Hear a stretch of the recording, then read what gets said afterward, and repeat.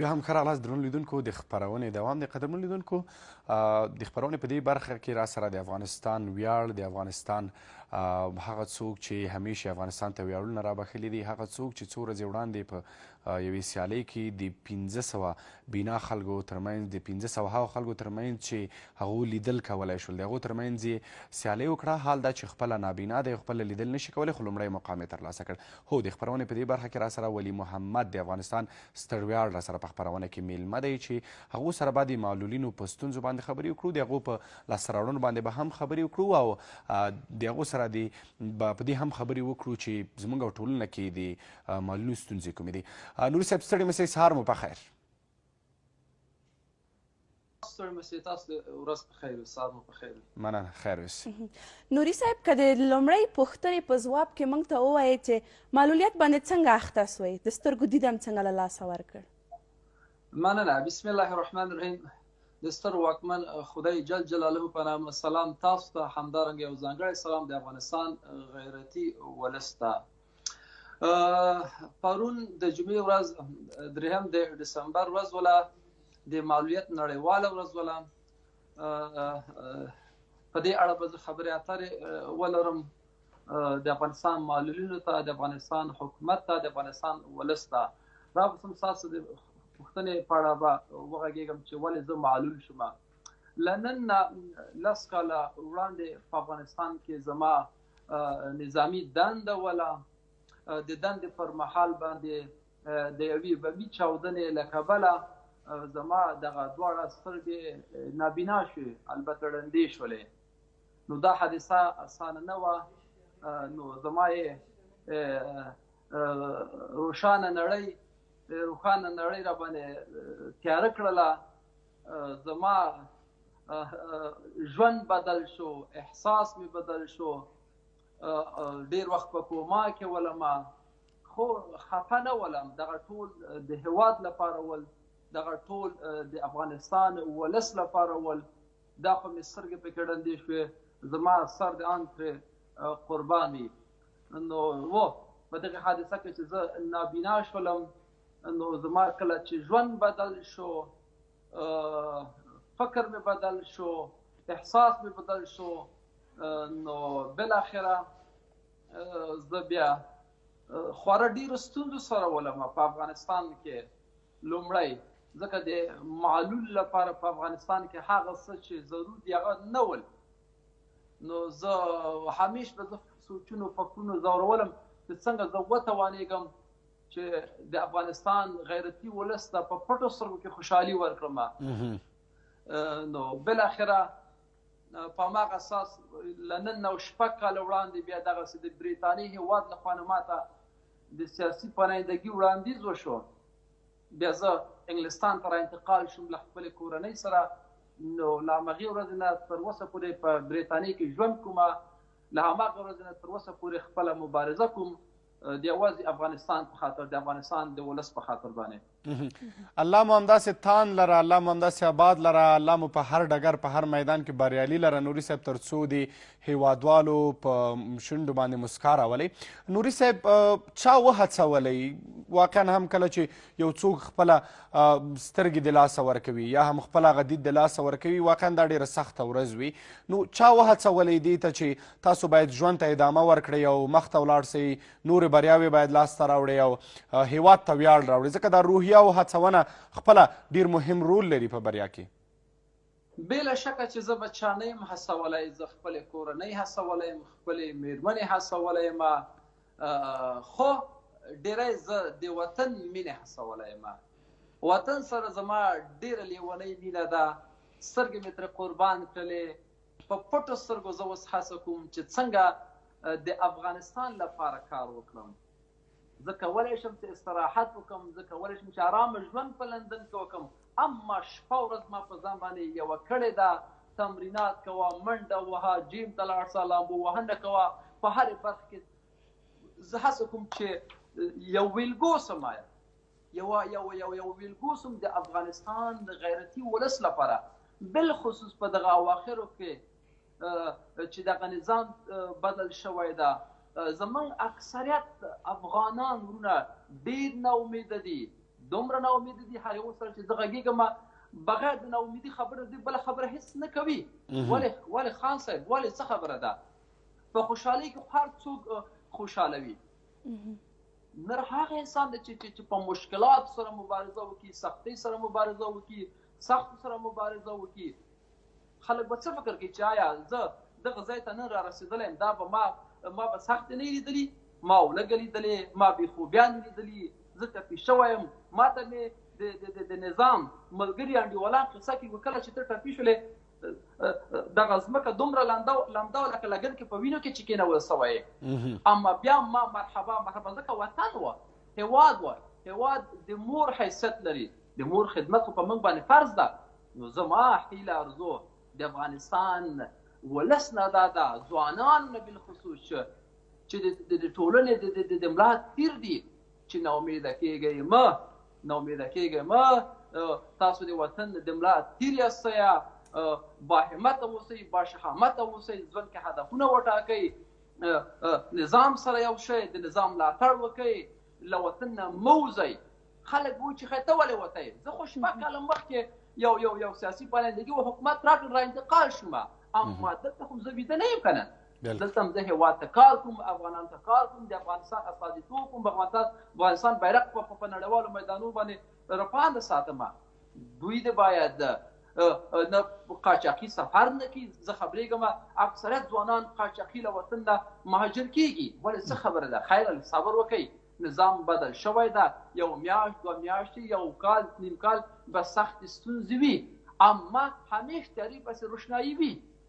خدای مهربانه ده چې یو ښه نظام به ولرو، یو ښه حکومت به ولرو، اقتصاد به سم سي انشاءالله. چې صلح صلح صلح صلح دا دې صلح انشاءالله. هغه ما ته یو ملګري ټلیفون کړی و چې وایي زه لاړم 15 ولایتونو ته لاړم، چکر مې وه، امنیت شته، خو ستونزه د اقتصادي شته ده. خدای به دا سمه کړي، تاسو نه امیده کېږئ مه، قاچاقي سفر مه کوئ، خدای به ځانونه په خطر کې ما چویا. نوري صاحب زمونږ په ټولنه کې، زمونږ په هیواد کې معلولین د کومو ستونزو سره مخامخ دي؟ څه فکر کوئ تاسو؟ ځکه معلولین هم لکه د نورو خلکو په شان د ښوونې، روزنې، ورزش کولو، د کار کولو حق لري. دوی په اوس وخت کې د کومو ستونزو سره مخامخ دي؟ څه فکر کوئ؟ مننه صاحب، په دغه اړه به زه یو څه تفصیلي بحث وکړم. مهرباني دغه موضوع کې ماته لږ وخت راکړئ چې په دا ټولو ناخوالو زه وغږېږم، البته د معلولینو په ناخوالو. دا چې پرون د معلولیت نړیواله ورځ په همدې مناسبت زه غواړم چې خبرې اترې ولرم افغانستان حکومت ته، د افغانستان ولس ته او معلولینو ته. لومړی زموږ نابینایان، دا چې زه خپله نابینا یم، زه په ټولو سره په تماس کې یم. دوی خورا ډېرو مشکلاتو سره، البته د لوست و لیک د زده کړې په برخه کې مشکلاتو سره مخ دي. نه تنها د اوسني نظام کې، البته ستونزې ولې په جمهوریت کې هم ستونزې ولې، اما په هغه وخت کې نړیوالې مؤسسې په ډېری برخو کې ورسره مرستې کومک کوه په لوست و لیک کې، په درس په برخه کې. اما اوس ډېرو مشکلاتو سره مخ دي چې دا زده کړه د معلولینو بالخصوص د نابینانو لپاره ډېره مهمه ده. دا د یو شی یو مسله. دومه مسله دا ده چې معلولینو ته باید د کار په برخه کې کارونه پیدا شي. زموږ معلولین ورونه، موږ داسې معلولین لرو چې هغوی ډاکټران دي، هغوی انجینران دي، هغوی ښه تعلیم یافته اشخاص دي، اما ټولنه، حکومت په اعتبار نه کوي. وایي معلول ده. ولې معلول څه نشي کولی؟ معلولیت خو ناتوانایي نه ده، یو محدودیت ده. یو بعض مسایل کې به ستونزې وي، بعض برخو کې به ستونزې وي، اما ټولنه، حکومت باید په اعتبار وکړي، هغو ته دندې ورکړي، هغو ته وظیفې ورکړي، تر څو هغه ژوند پرې روان کړي. همدارنګه یو بله اساسي خبره، په جمهوریت کې یو معلول به پیدایشي، یو شخص به پیدایشي معلول شو، یا په سترګه کې د سترګو معلول به، یا په د لاسو د خپو معلول و، دو ته به حکومت 1 روپۍ امتیاز نه ورکوه. وایي دا پیدایشي معلول ده. ولې پیدایشي ده؟ نو خپله خو ځان پیدایشي نه ده پیدا کړی، خو الله پیدا کړی ده. او په بلې برخې کې همداسې یو معلول به چې په حادثې کې ټپي شو، د خان صاحب زوی به اقتصادي مشکلات به هم جوړول اما حکومت ورته امتیاز ورکول دا خو یو ډول تبعیض ده.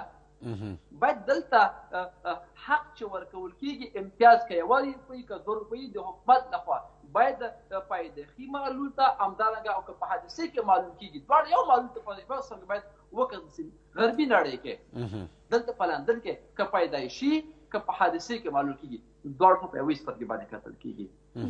همدارنګه زه په بلې برخه کې اشاره کوم چې معلولینو لپاره د سپورټ په برخه کې بالخصوص په دغه برخه کې زه د افغانستان سپورتي ورزشي ادارونه زما دا غوښتنه چې معلولینو ته د دوی په سپورټ برخه کې زمینه سازي وکړي تر څو د دوی هغه روحیه مثبته پاتې شي دوی دې ته مجبور نه شي چې دوی منفي مسایلو باندې بحث وکړي. ګوره زه چې کله ټپي شوم په افغانستان کې زما یو څو کال په افغانستان کې تیر شول یعنی ما هیڅ داسې څه ونه کړل د سپورټ په ډګر کې البته چې زه د افغانستان نه خوشحاله کړم ځکه زمینه سازي ماته نه وله. ما هڅه کوله چې زه منډه وکړم د منډې ځایونه نه ول. ما هڅه کوله چې زه په لامبو وهنه وکړم اما ځایونه یې نه ول. کله چې انګلستان ته را انتقال شوم دلته زما لپاره نه البته د ټولو معلولینو لپاره هر څه برابر. یو معلول کولی شي لامبو وهي یو معلول کولی شي منډه وکړي. چا به فکر کوه څوک فکر کوي چې نابینا دی نابینا د بینایانو سره رقابت وکړي. څوک دا فکر کوي چې نابینا د اتلولي ترلاسه کړي په سلګونو لوبغاړو په قات کې. څوک فکر کوي چې نابینا د په پټو سترګو باندې په 1.5 متر لاین کې لامبو وهنه کوي رقابت کوي بینایانو سره. دا هغه څه دي چې معلولیت ناتوانایي نه ده. معلول هر څه کولی شي. د ټولنې تشویق د ټولنې د هڅونه د حکومت ملاتړ د کورنۍ ملاتړ دا ټول باید معلولینو سره وي. بل زما د افغانستان والدینو نه دا هیله ده که دوی په کورنۍ کې یو معلول ولري که هغه د سترګو معلول وي که هغه د لاس په برخه کې که هغه ذهني مشکل لري که هغه د خپو معلول وي دوی د هڅه وکړي چې هغوی د وهڅوي تشویق دې کړي ملاتړ دې وکړي رټی دې نه. زه خبرېږم بعضې کورنۍ بعضې والدین خپل معلولین اولادونه دوی رټي بې عزته کوي حق نه ورکوي اعتبار پرې نه کوي ځکه معلول زړه ډېر نازک وي. یو خو الله معلول کړی ده الله په یو حادثه راوستې اما تاسو مه کوئ خیره والدینو پلار و موره. زه خپله شخصا دغه لس کاله زه کېږي چې زه نابینا یم. زه خپلې کورنۍ نه ډېر زیات خوشحاله یم. زما مور زما پلار زما خویندې بالخصوص زما میړانه مېرمنه د دوی ملاتړ که ما سره نه وه زه به نن په نړیوالو میدانو باندې نه ځلېدلم. یعنې په لومړۍ برخه کې د کورنۍ سپورټ معلوم سره ډېر مهمه ده. په دومره برخه کې چې خپلې کورنۍ په درنده سترګه درته وکتلې ټولنه هم درته ګوري چې ټولنې درته په درنده وکتلې حکومت درته په درنده سترګه باندې ګوري. نوري صاحب راځو ستاسو خپلو سیالیو ته. څو ورځې وړاندې داسې خبرونه موږ ولیدل چې تاسو په یو ډېرې غټې سیالۍ کې برخه اخیستې وه چې تاسو پکې لومړی مقام واخیسته بیا هم لکه څرنګه چې ما مخکې هم مبارکي درکړه بیا هم مبارکي درکوم الله مو بیا وځلوه بیا وځلوه. راځو په راتلونکو سیالیو باندې مو راته بحث وکئ. داسې تېره ورځ موږ خبرونو کې واورېدل چې تاسو په راتلونکي څو ورځو کې په انګلستان کې د لامبو وهنې سیالۍ ده په هغو کې ګډون کوئ. بله هو دا ځلې یوه بله سیالي البته د لامبو وهنې په برخه کې زه بار وایم چې ځغاسته یعنی منډه او لامبو وهنه دا د ورزش دوه نږدې څانګې دي. یو ښه ځغاستونکی کیدای شي یو ښه لامبوزن شي. هماغه دلیل شو زما روزونکو زما په وجود کې وړتیا ولیدله چې دې ته وهڅولم چې ته کولی سې د لامبو وهنې په برخه کې هم اتلولي ترلاسه کړې. بالاخره دا 6 میاشتې کېږي چې زه ډېر سخت تمرینات کوم د مسلکي روزونکو لاس لاندې. راتلونکې هفته کې چې له نن نه 2 ورځې بعد به په لندن کې دلته په انګلستان کې زما د 100 معلولینو په وړاندې زما سیالۍ وي. البته دغه معلولین به د سترګو نه بنا وي، همداسې بعضې نور فزیکي ستونزې به لري، اما د دوی په وړاندې به زه رقابت کوم. هیله آرزو مې دا ده چې په لامبووالو کې هم نړیوالو ته وښیم چې افغانان نه تنها په یوې برخه کې اتلان دي، افغانان په هرې برخه کې توانایي لري، قدرت ورسره غښتلي دي. نو زه غواړم چې په دې سالۍ کې هم هغه خپله نهایي انرژي استفاده کړم تر څو افغانان وهڅوم، افغانان خوشحاله کړم، افغانان لپاره یې ویلګو سم. زما هڅه هم دا ده چې زه په ځان باندې سخته تېره کړم او هغوی افغانان خوشحاله کړم. ځان ته کار خو د حیوان ده که نه، حیوان معمولا هڅه کوي چې ځان ته خدمت وکړي، اما غوره بهتر بشر انسان هغه ده چې انسانیت ته کار وکړي، بل انسان ته کار وکړي. نو زه خپله په پټو سترګو په ځان باندې سختې تنګې تکلیفونه راوړم تر څو خپل دردېدلی غیرتي مجاهد ولس پرې خوشحاله کړم. نو الله دې وکړي چې پکې بریا ترلاسه کړم. غوښتنه مې د خپل ولس نه دا ده چې ما په دعاګانو کې مه هېروئ تر څو لکه نورو سیالیو غوندې په دې کې هم یو څه ترلاسه کړم تر څو افغان ولس پرې خوشحاله سي. نوري صاحب، په اوسنۍ حالت کې یا په اوسنۍ وخت کې ستاسو له نظره په افغاني ټولنه کې له معلولینو سره څنګه چلند روان ده؟ خورکۍ مخکې ما په ناخوالو د معلولینو بحث وکړ. ډیری خبرې دي چې زه په معلولینو په برخه کې بحث وکړم. شخصا زه ډیری مسایلو سره مخ شوی یم افغانستان کې. کله چې افغانستان کې ولم داسې وخت زه خلکو سره مخ شوی یم چې ډېرې هڅولی یم، تشویق کړی یم، مورال یې راکړی ده، ډېر خوشحاله شوی یم. اما په بعضې برخو کې ستونزه شته ده. ډېری افغانان ممکن وي داسې کم تر څو یو ښه چلند ونه کړي معلول سره، معلول خبرې حق نه ورکوي، صلاحیت د خبرې نه ورکوي، اعتبار پرې نه کوي. نو خورا ستونزه شته ده، ډېرې ستونزې دي. زما امید دا ده چې معلول ته داسې کلمې باید دوی استفاده نه کړي چې یو معلول دې پرې وځورېږي، ودې دردېږي. ځکه معلول ته باید مثبتې خبرې وکړي. اوس ګوره دغه ړنده کلمه بینا نابینا، د نابینا لپاره موږ یو هغه لرو نابینا، چې زه نابینا یم. اما ټولنه کې یو نابینا ته څوک وایي دا په سترګو ړوند شوی ده، اما نابینا پرې ډېر سخت دردېږي. یو ذهني مشکل لري زموږ یو معلول په ټولنه کې، خلک ورته وایي دا لیونی ده. ګوره دغسې الفاظونه دې زموږ افغانان ډډه وکړي. هغوی خو نه پوهېږي، اما معلول ډېر سخت خفه کېږي. دلته په غربي نړۍ کې معلول ته یو څوک چې ذهني مشکل لري هغو ته نه لیونی وایي، هغوی ته وایي دا مریض ده. ځکه الله لیونی کړی ده، الله مریض پیدا کړی، الله ذهني مشکل ورته پیدا کړی، الله په یو حادثه راوړی. تاسو مه رټئ، زه جوړولم دا ده که نه. زه په ځوانۍ په 20 کلنۍ 22 کلنۍ کې زه نابینا شوم، اما هر څه د الله له طرفه دي. هڅه وکړئ چې معلولینو ورونو سره لاس ورکړئ، ملاتړ یې وکړئ، وعدو ته یې غواړئ، ختمو ته یې غواړئ، تر څو هم دنیاوي هم اخروي عزت ترلاسه کړي د الله طرفه ده. ښه، نوري صاحب، داسې ویل کېدل چې تیر اساسي قانون 22مې مادې پر اساس باندې باید په دولتي ادارو کې 3% وګړي معلولین وي، خو له بده مرغه هغه څه رقم حق چې و هغه ورته ورنه کړل سو. د حاکم نظام څخه مو غوښتنه څه ده په دې برخه کې؟ دوی باید د معلولینو سره څه رقم چلند وکړي؟ کوم خدمتونه باید ورته وړاندې کړي؟ په کومو برخو کې ورته زمینه سازي وکړي؟ قدرمنه وروره، ما یو څه اشاره مخکې هم ورته وکړه، زه به بیا دغه مسلې ته اشاره وکړم. جمهوریت کې هم زموږ ډېرې ناخوالې ولې، دا به نه وایي چې جمهوریت هر څه نه پوره وه. ناخوالې ولې؟ البته د معلولینو په برخه کې ډېرې ناخوالې ولې، ستونزې ولې؟ لکه غټه ستونزه دا وه چې مادرزادي پیدا شي معلول ته امتیاز نه ورکړل کېده. داسې معلول د پېژنم چې د سبا او د بېګا یې نه لرل، امتیاز حکومت 1 روپۍ نه ورکوله.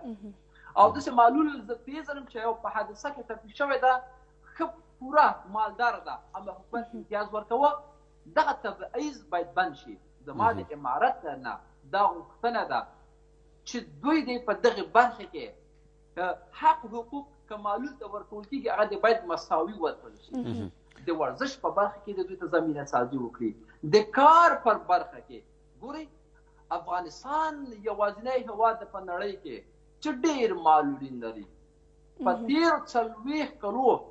تېرو 40 کلو جګړه کې افغانستان کې ډېری کسان ټپیان شول څوک د سترګو معلول شو څوک د خپو څوک د لاسو چاته رواني تکلیفونه پیدا شول معنا ده که زمونږ هېواد کې معلولین له سترګو وغورځېږي له حکومت له نظر نه شاته پاتې سي دوی به څه کوي حکومت ورته حق نه ورکړي حکومت په اعتبار نه کړي حکومت ورته زمینه د کار نه برابروي په دنده نه ورکړي دوی به نوري صاحب ډېره زیاته مننه مننه نوري صاحب خیر اوسئ چې خپرونه کې مو راسره ګډون درلود تاسو له هم مننه کور بابا صاحب خوشحاله اوسئ